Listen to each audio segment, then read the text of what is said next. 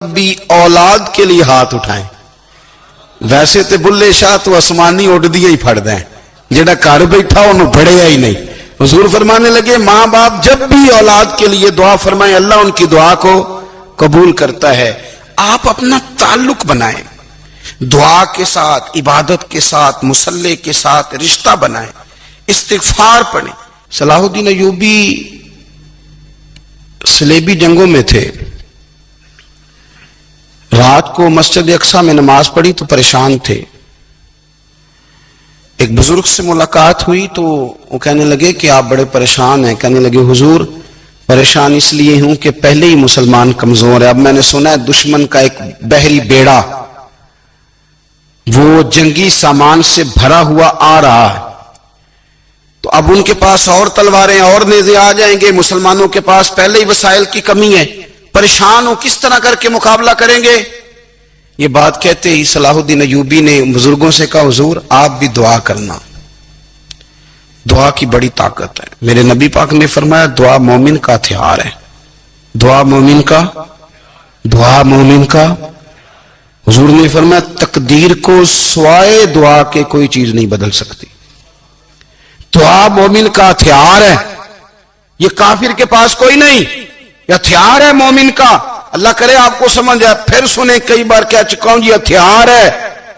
کافر کے مقابلے میں جو تیرے پاس سب سے بڑا ہتھیار ہے وہ دعا ہے. دعائیں کرانی چھوڑ دی, کرنی چھوڑ دی, لینی چھوڑ دی. حضرت سیدنا انس بن مالک رضی اللہ تعالیٰ عنہ فرمایا کرتے تھے میں نے وہ رنگ دیکھا ہے جب حضور دعا مانگتے تھے اور حضور کی مقدس آنکھوں میں آنسو بھی ساتھ ہی بہا کرتے تھے, میں نے وہ انداز دیکھا. تو صلاح الدین ایوبی بزرگ سے کہنے لگے آپ بھی دعا کیجیے, اور خود رونے لگے اور سر سجدے میں رکھ کے رونے لگے, اور عشاء سے لے کر فجر تک روئے, خوب روئے. صبح وہ بزرگ آئے تو صلاح الدین ایوبی کا خوبصورت اور ہنستا ہوا چہرہ دیکھا. کہنے لگے آپ بڑے خوش ہیں, رات تو میں نے بڑے روتے ہوئے دیکھا تھا. تو کہنے لگے حضور وہ جو بحری بیڑا آ رہا تھا نا وہ پانی میں ڈوب گیا ہے, اب وہ نہیں آ رہا, ابھی خبر آئی ہے تو میں بڑا خوش ہوں. بزرگ کہنے لگے اٹھ سینے سے لگ اور سن ایک بات, وہ بحری بیڑا پانی میں نہیں ڈوبا, وہ تیرے آنسوؤں میں ڈوب گیا ہے. وہ جو تو رات رویا ہے نا رب کریم کی بارگاہ میں تو وہ ڈوب گیا ہے. بھائی اپنا مصلی کا, عبادت کا, وظائف کا, اللہ اللہ کا سلسلہ اس کو مضبوط کرے, اپنی دعاؤں کے تعلق کو مضبوط کرے. دعائیں بڑے انقلاب برپا کر دیتی ہیں. ہم تھوڑے تھوڑے نا جب سے خشک ہوئے ہیں نا, خشک, اور میری تو جماعت ہی صوفیاء کی جماعت تھی. ہم تو داتا علی اجمیری کی جماعت سے, ہم تو خواجہ اجمیری کی جماعت سے, ہم تو شیخ احمد فاروق سرہندی کی جماعت سے, ہم تو صوفیاء کی جماعت. ہمارے ہاں تسبیحات پڑھ لی جاتی ہیں اگر کبھی موقع ملے, لیکن وہ خاص انہماک, وہ خاص شوق, وہ خاص ذوق اللہ تبارک و تعالیٰ کی عبادت کا. ایک ہوتا ہے نماز پڑھنا, ایک ہوتا ہے اہتمام کے ساتھ نماز پڑھنا, یعنی ذرا وقت پہ اٹھنا, ذرا صحیح کر کے وضو کرنا, ذرا شوق سے مصلی بچھانا. ایک ہوتا ہے تسبیح پڑھ لینا, اور ایک ہوتا ہے ذرا تھوڑا سا نا شوق کے ساتھ اللہ کو یاد کرنا. آپ کبھی جو میں نے آیت کریمہ پڑھی اس کی آپ شان نزول دیکھیں. نبی کریم صلی اللہ تعالی علیہ وسلم کے نا کچھ صحابہ اللہ کی محبت کے شوق میں حضور کی بارگاہ میں حاضر ہوئے. انہوں نے آ کے عرض پتہ کیا کیا, عرض کرنے لگے یا رسول اللہ صلی اللہ تعالی علیہ وسلم سالوں بیت گئے ہیں سجدے کرتے ہوئے, حضور سالوں بیت گئے ہیں تسبیح پڑھتے ہوئے, سالوں بیت گئے کہتے ہوئے کہ سبحان اللہ وہ پاک ہے, ہمیں سالوں بیت گئے یہ کہتے ہوئے کہ اللہ اکبر وہی سب سے بڑا ہے, سالوں بیت گئے کہتے ہوئے کہ الحمدللہ ساری تعریفیں اللہ کے لیے, سالوں بیت گئے اس کی تسبیح کرتے, تحلیل کرتے, تکبیر کہتے. حضور اب نہ ہمارا اپنے رب سے ملنے کو جی چاہتا ہے, کبھی ہے حقیقت منتظر نظر آنا لباس مجاز میں, لاکھوں سجدے تڑپ رہے ہیں میری جبین نیاز میں. اور اقبال کہنے لگے کہ تیرے عشق کی انتہا چاہتا ہوں, تو میری سادگی دیکھ کیا چاہتا ہوں, میرا ذرا سا تو دل ہے مگر شوخ اتنا، میں وہی لن ترانی سنا چاہتا ہوں۔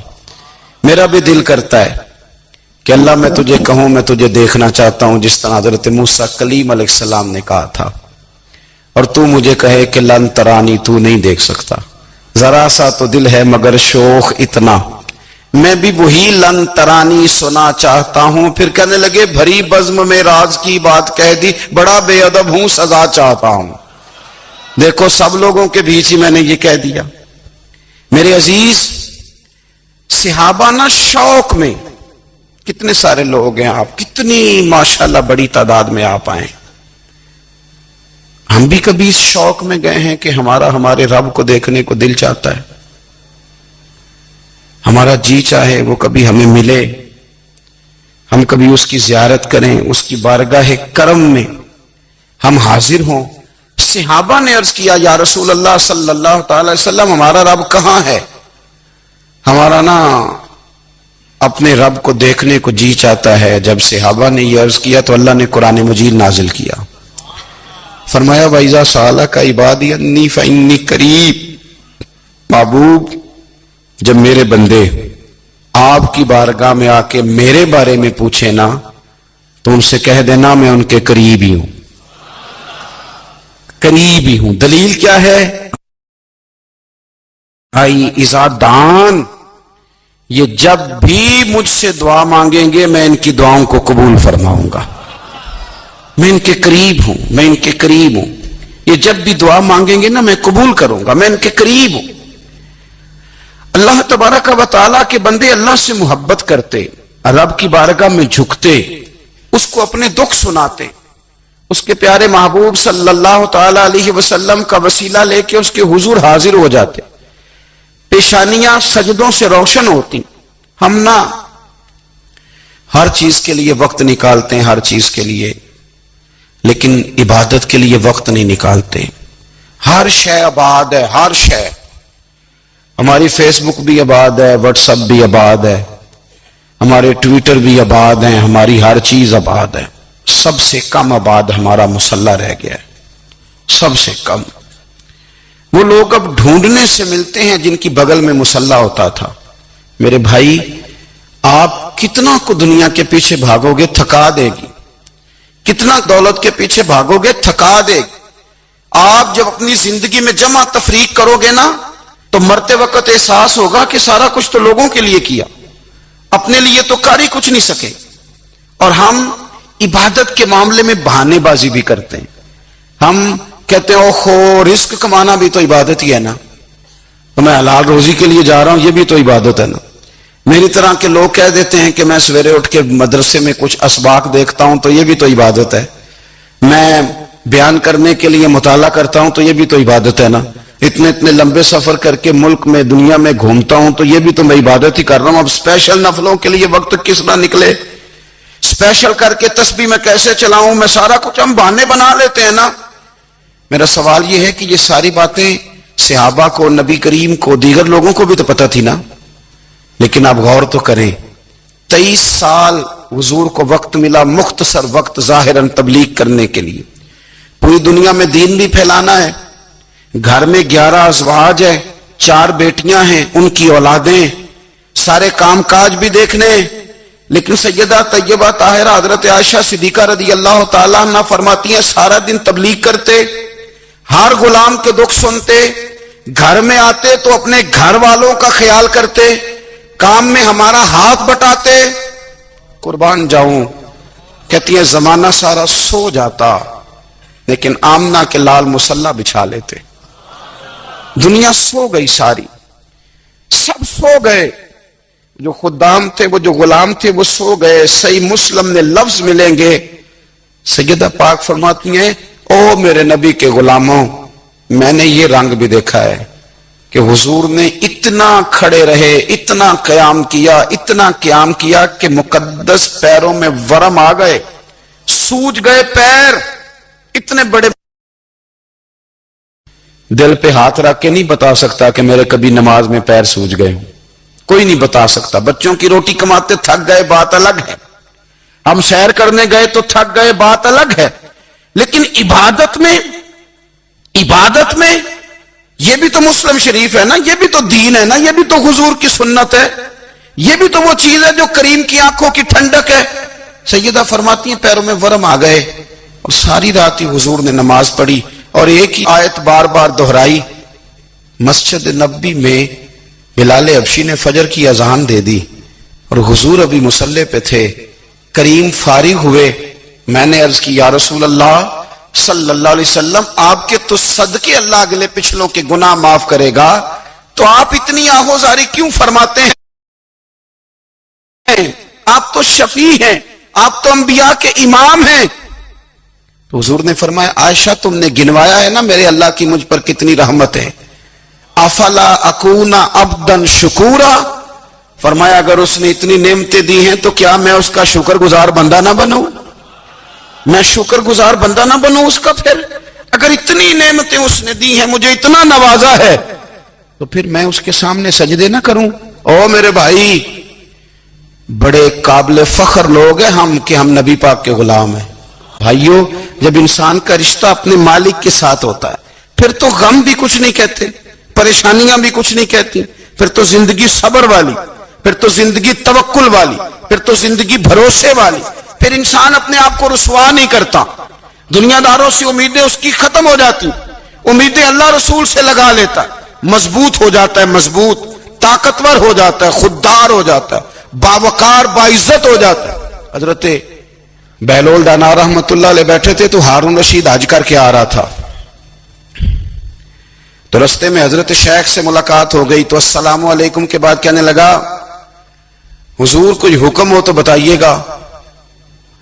तो हजरत बहलोल दाना फरमाने लगे तेरा रब कौन है? उसने कहा अल्लाह। तो फरमाया मेरा कौन है? कहा अल्लाह। फरमाने लगे तो बड़ा ही बेवकूफ है, क्या तू ये समझता है कि रब हारून रशीद को तो देगा और बहलोल दाना को भूल जाएगा? तेरा भी वही रब है, मेरा भी वही रब है। उसने अगर तुझे दे के आजमाया है तो हो सकता है मुझे ना दे के आजमा रहा हो। जब उसकी हिकमत के तकाजे होंगे तो अता करेगा और देगा। तू जा अपना काम कर। भाई, अपनी रूहानी जिंदगी, अपनी इबादत, अपने वज़ाइफ, अपने रोजमर्रा के मामलात, अपनी दुआएं, अपना इस्तिगफार, देखो कोई मुश्किल काम तो नहीं। 2 रुकू हैं सूरह वाक़िया के, अगर रात को पढ़ ली जाए तो। मैं किस तरह ये बात बयान करूं कि तवीज बांटना आसान है और वजीफा बताना मुश्किल है। सारा दिन तवीज बांटें तो लोग लेने को तैयार है, और अगर आप वजीफा बताएं तो कहते हैं तो मुश्किल काम है। ओ खुदा के बंदे, अगर आपका ताल्लुक कुरान पाक के साथ मजबूत हो, कुरान पाक के साथ अगर आपका रिश्ता हो, लोग सिफारिशें ढूंढते हैं ना दुनिया में, कोई ताल्लुक मिल जाए तो मेरा काम हो जाए। दुनिया में इतना मुश्किल मामला है, आखिरत में मुझे बताइएगा कितना मुश्किल मामला होगा।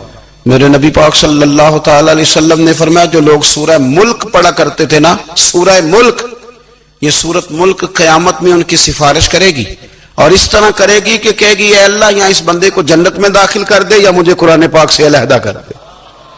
तो रब फरमाएगा जा इसका दामन थाम के इसे जन्नत तक पहुंचाया।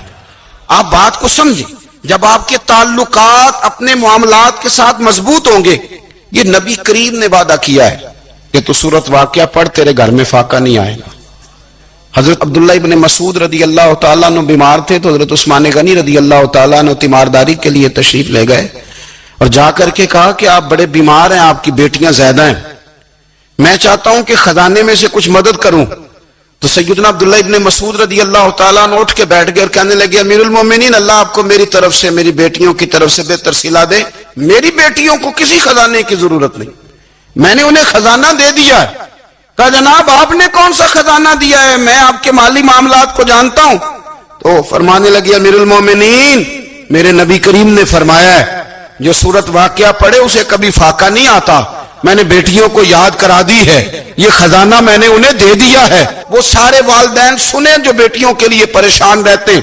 हजरत अब्दुल्ला इब्ने मसूद नसीहत कर रहे हैं, फरमाने लगे मैंने सूरत वाक़िया याद भी करा दी है, पढ़ने की आदत भी डाल दी है। हुजूर ने फरमाया जो सूरत वाक़िया पढ़े उसे फाका नहीं आता। कहने लगे चांद तो अपनी जगह छोड़ सकता है, सूरज गिर सकता है, तारे टूट सकते हैं, पर मदीने वाले रसूल की बात गलत नहीं हो सकती। हुजूर ने फरमाया फाका नहीं आएगा तो इंशाअल्लाह कभी भी नहीं आएगा। کرنے کا کام یہ ہے کہ ہم اپنے معاملات، اپنی عبادات، اپنی دعائیں کبھی 10 منٹ عادت ہو جائے نا دعا مانگنے کی علیحدہ سے رات کو. بھائیو آپ خیال رکھیں گے، غور کریں گے.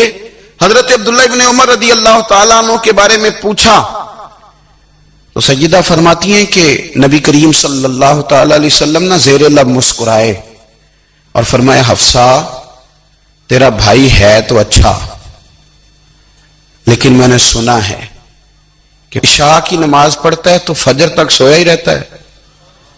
او نوجوانوں، 10 بجے تک سونے کی بات نہیں ہوئی، 9 بجے تک سونے کی بات نہیں ہوئی، 11 بجے اٹھنے کی بات نہیں. حضور فرمانے لگے میں نے سنا ہے کہ عشاء کی نماز پڑھ کے سو جاتا ہے اور فجر تک سویا ہی رہتا ہے، اسے چاہیے کہ تہجد کے وقت اٹھا کرے، اللہ کی بارگاہ میں حاضر ہوا کرے، آہوزاری کرے، سجدے کرے، عبادت کرے. اٹھتا ہے اور فجر میں جا کے اٹھتا ہے. حضرت جناب حفصہ رضی اللہ تعالیٰ عنہ کہتی ہے میں نے جناب عبداللہ ابن عمر کو پیغام دیا اور میں نے کہا میرے جوان بھائی سن. نبی پاک نے فرمایا ہے تو اچھا پر تہجد میں نہیں اٹھتا، نفل نہیں پڑھتا. او میری ملت کے جوانوں، مزہ نہیں آ جاتا جب ساری دنیا سوئی ہو، ساری دنیا، اور بستر بھی گرم ہو اور نیند بھی پورا غلبہ کر رہی ہو، اور اچانک گھنٹی بجے دماغ میں، آنکھ کھلے، گھڑی پہ نظر پڑے، 3:30 4 بجے کا پیغام گھڑی بتائے، اور کوئی چڑھتی جوانی والا اٹھ کے وضو کرے، اور جب وہ مصلی کھول کے بچھائے تو مدینے والے محبوب کہتے ہیں کہ ہر نماز پہ رب ثواب دیتا ہے، اور جو اٹھ کے تہجد کی نماز پڑھے اسے دیکھ کے تو رب مسکراتا ہے، جو اس کی شان کے لائق ہے، جو اس کی شان کے لائق، وہ مسکراتا ہے، خوش ہوتا ہے کہ میرا بندہ تہجد میں اٹھ گیا، وہ مسکراتا ہے. کاش ہماری صبحیں کبھی اپنے مالک کے نام ہو جائیں. کاش کے صبح. حضرت ابو الحسن رحمت اللہ تعالی علیہ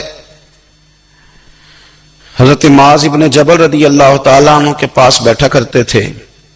فرماتے ہیں ان سے جو پیار بڑھا تو پھر میرا مصلی سے بھی بڑھ گیا. تابعین فرماتے ہیں صحابی رسول سے محبت ہوئی تو ذکر سے بھی ہو گئی، پھر درود شریف سے بھی ہو گئی. محبت ان سے بڑھی تو پھر اللہ نے مسجد کا پیار بھی بڑھا دیا. آپ فرماتے ہیں کہ میری ہر وقت بھی یہ چاہتی تھی کہ بس اللہ اللہ کروں، بس اللہ اللہ کروں، بس نہ میں ذرا تھوڑی جان چھڑاؤں لوگوں سے، کوئی 10 منٹ ملے تو میں کوئی 4 نفل پڑھ لوں، میں تھوڑا سا نہ بچوں لوگوں سے، اور مجھے تسبیح ملے تو میں نہ کچھ 400-500 دفعہ استغفار پڑھوں، سبحان اللہ، الحمدللہ، اللہ اکبر، لا حول ولا قوت الا باللہ، میں نہ تسبیحات پڑھوں. فرماتے ہیں کہ بچے تھے گھر میں 6-7، غربت تھی، کام ملتا کوئی نہیں تھا، اور میں کام چور نہیں تھا، کام ڈھونڈتا تھا، پر اللہ کی قدرت کے کام نہیں ملتا تھا. فرماتے ہیں کہ میں نے ایک دن اپنی اہلیہ سے کہا کہ آج میں پھر جاتا ہوں کام ڈھونڈنے. تو میری بیوی بڑی فرما بردار تھی، پر اس دن نہ غربت کے ہاتھوں تنگ آ کے کہنے لگی آج نانا کوئی تو چیز لے کے آیا. تو مجھ سے بچوں کی بھوک نہیں دیکھی جاتی، یہ سب روگاں دا روگ محمد جس دا نام غریبی، کنڈ بلا کے لنگ جاندے نہیں دوست یار قریبی. آج نہ کچھ لے کے آیا تو میں بچے لے کے چلی جاؤں گی. شیخ فرماتے ہیں کہ میں بڑا پریشان گھر سے نکلا، پر میں نے صبح سے لے کے زور تک کام ڈھونڈا، کام ملا کوئی نہیں. تو میرے دل میں خیال آیا چلو کام نہیں ملتا تو اللہ اللہ تو کرے نا، چلو بندوں کی مزدوری نہیں ملتی تو رب کریم کی عبادت ہی کرتے ہیں. فرماتے ہیں کہ میں نے نا فرات کے پانی سے وضو کیا، نہر کے، شدید دھوپ تھی، ساتھ ریت تھی اور ریت تپ رہی تھی. میں نے اپنا رومال وہیں مصلی کے طور پر بچھا لیا، اور فرماتے ہیں کہ زور سے لے کر عصر تک نماز پڑھی، دھوپ بھی پورے زور پہ، پر میرے سجدے کا ذوق بھی پورے زور پہ. فرماتے ہیں سورج بھی چمک رہا ہے اور رب کی عبادت کا ذوق بھی پورے زور پہ. میں سجدہ کروں تو پھر میرا اٹھانے کو جی نہ چاہے. میرے استاد لکھا کرتے تھے، یہ ان کا شعر ہے، وہ کہا کرتے تھے مجھے سوز دے، مجھے ساز دے، اور مجھے نیم شب کا نیاز دے، دم سجدہ خود کو میں توڑ دوں، مجھے ایسا ذوق نماز دے. اور میں تیری بہار کا پھول ہوں، میں کھلا بھی ہوں تو تیرے لیے، مجھے میری شاخ سے توڑ لے، مجھے اپنی زلف کا ناز دے۔ بھائی فرماتے ہیں کہ عصر تک میں نے نفل پڑھے، دل ڈھلنے لگا، عصر کی نماز پڑھی اور میں وہاں سے چلا۔ اب میں جب نکلنے لگا تو دل میں خیال آیا کہ چھوٹی چھوٹی دیواریں ہیں گھر کی، بغیر کچھ لیے جاؤں گا تو بیوی دور سے دیکھے گی تو شور کرے گی کہ پھر خالی ہاتھ آ گیا ہے۔ کہتے میں نے اپنی اسی رومال میں جس پہ میں نے نماز پڑھی تھی نا، رومال میں کی آخی دے پنجابی جو صافہ کہتے ہیں، اسی میں نا میں نے کچھ ریت بھر لی کہ وہ دور سے دیکھے گی تو سمجھے گی کچھ لے کے آیا ہے، چلو جا کے اسے بتا دوں گا کہ آج پھر مزدوری نہیں ملی۔ کہتے ہیں وہ ریت لے کر جب میں گھر میں گیا تو پہلے بیوی دروازے پہ کھڑی ہوتی تھی، پوچھتی تھی خالی ہاتھ آ گئے ہو؟ آج میں نے دیکھا تو ہے ہی کوئی نہیں۔ فرماتے میں اندر داخل ہوا، سلام لیے، کونے میں میں نے وہ رومال رکھ دیا اور میں نے آواز دی کہ بھلی مانس کہاں ہو؟ تو وہ کہنے لگی آپ منہ ہاتھ دھو لیں، میں روٹی لے کے آئی۔ میں نے کہا روٹی کہاں سے آ گئی؟ یہاں تو کئی دنوں کے فاقے، تو کئی دنوں کی غربت ہے، یہاں تو اس گھر میں تو فقیری ہے۔ فرماتے ہیں کہ وہ روٹی لے کے آئی اور اس وقت کی جو موجودہ نعمتیں تھیں، سمجھ لیں سلاد، اچار، ہر چیز ساتھ لائی۔ میں نے کہا کہ بچے کہاں گئے؟ کہنے لگی وہ کھانا کھا کے کھیلنے گئے، آپ کھانا کھا لیں آ جاتے ہیں۔ کھانا اس نے چن دیا۔ میں نے حیرت انگیز لہجے میں ساری نعمتیں اپنے دسترخوان پہ دیکھ کر کے بیوی سے پوچھا یہ کہاں سے آیا کھانا؟ بچوں کو تو نے کہاں سے کھانا کھلایا؟ یہ سارا کچھ کیسا ہے؟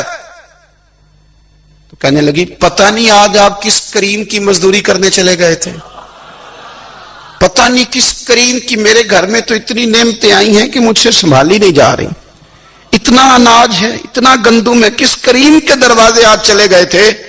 یہ کہتے کہتے وہ اٹھی اور اٹھ کر کے کہنے لگی پہلے بڑا کچھ آیا تھا، اب کیا لے آئے ہو؟ اور جا کر کے نا اس نے وہ ریت والا رومال کھولا، کہنے لگے میں تو لے کے آیا تھا ریت، تو میرے رب نے اسے بھی سونے اور ہیرے بنا دیا تھا۔ جب آپ کی توجہ اللہ کی جانب، میرے نبی پاک صلی اللہ تعالی علیہ وسلم نے فرمایا ہر چیز اپنے رب سے مانگ، ہر چیز مانگ، ہر چیز مانگ۔ یا رسول اللہ کیا کچھ؟ میرے محبوب نے فرمایا تیرے گھر میں نمک بھی ختم ہو جائے تو وہ بھی اپنے رب سے مانگا کر، تو مانگنا وہ تجھے دے گا، تو اس کی بارگاہ میں کشکول